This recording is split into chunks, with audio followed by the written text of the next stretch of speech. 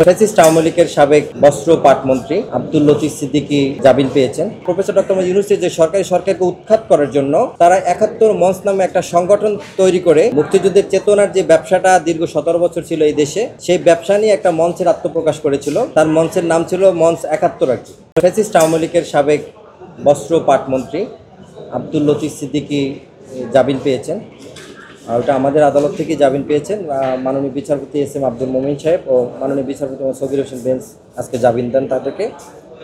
তো তার বিরুদ্ধে যে অভিযোগটা ছিল সেটা আপনারা ইতিমধ্যে মিডিয়ার মাধ্যমে জেনেছেন যে ওনারা সে আগের মতো আর কি আপনার মুক্তিযুদ্ধের চেতনার যে ব্যবসাটা দীর্ঘ ১৭ বছর ছিল এই দেশে, সেই ব্যবসা নিয়ে একটা মঞ্চের আত্মপ্রকাশ করেছিল।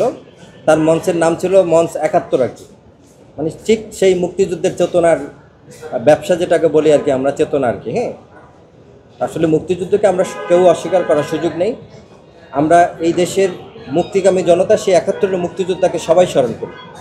কিন্তু এই ফ্যাসিস্ট আওয়ামী লীগের বা যারা এই মুক্তিযুদ্ধের চেতনার ব্যবসার সাথে জড়িত ছিল তারাই মূলত ৭১ মঞ্চ নামে একটা তৈরি করে বর্তমান যে অন্তর্বর্তী সরকার ডক্টর মোহাম্মদ ইউনূসের যে প্রফেসর ডক্টর মোহাম্মদ ইউনূসের যে সরকারকে উৎখাত করার জন্য তারা ৭১ মঞ্চ নামে একটা সংগঠন তৈরি করে গত ৫ই আগস্ট তৈরি করে এবং ২৮ আগস্ট আপনার রিপোর্টার ইউনিটিতে তারা একটা প্রোগ্রাম করে। সেখানে সরকারকে উৎখাতের জন্য এবং আওয়ামী লীগের যেসব স্লোগান আছে প্রফেসর ইউনূস সরকারকে নিয়ে তারা সেগুলো এখানে ব্যবহার করে বা সেগুলো করে। এই সূত্রে সন্ত্রাস বিরোধী আইনে এই আব্দুল লতিফ সিদ্দিকী গ্রেপ্তার হয় গত ২৮ তারিখে। তো ২৮ তারিখে উনি গ্রেপ্তার হয়। যেই আইনে উনি গ্রেপ্তার হয় সন্ত্রাস বিরোধী ৬-২, যার সর্বোচ্চ সাজা ১৪ বছর। তো আজকে ওনাকে আমাদের আদালত হতে জামিন প্রদান করেন। আর আরেকটা বিষয় আপনাদেরকে না বললে নয়, আপনারা মিডিয়ায় যেটা আসছে, প্রথম আলোতে আসছিল, ওনাকে পুলিশ গ্রেপ্তার করে ২৮ তারিখে, মামলা হয় ২৮ তারিখে। উনি ২৯ তারিখে আদালতেই দাঁড়িয়ে বলেছে যে আদালতের প্রতি আমার কোনো আস্থা নেই। আদালত যে আদালত তাদের সৃষ্টি, সেই আদালতের প্রতি তাদের কোনো আস্থা নেই।